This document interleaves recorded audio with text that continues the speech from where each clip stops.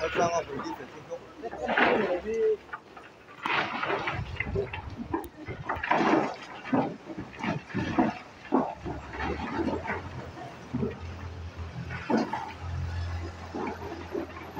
itu hasil jorin kan biang at ini opuin. Ôi na sấy vậy. Ê, ôi anh đi cho mình à. Bạn đó là kan. Có ra. Inpu phải liêu cho nên đã thua liêu cho can các bạn đó tí nữa. Mồi không? Rồi, thằng đó. Đầu tiên tập tắc là đầu tiên tập tắc thì Nó đi là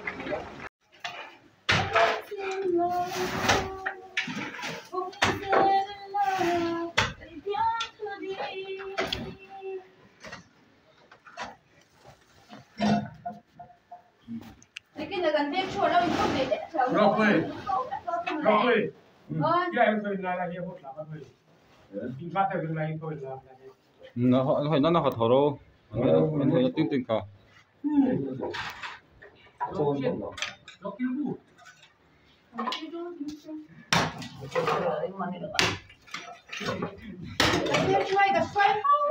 Rồi vui.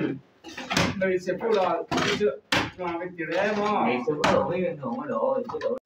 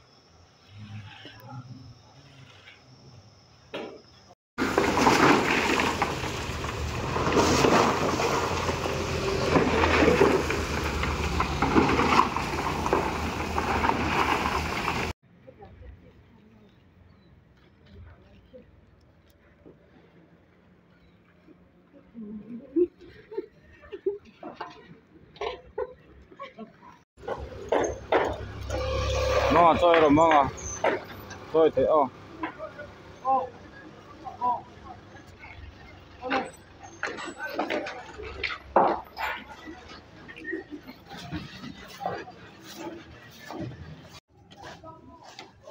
beru kha the thain la khutaga mun tui la khan cho hai phút tí rồi.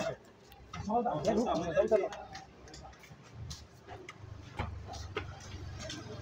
ta bùn nó con ta nướng rồi.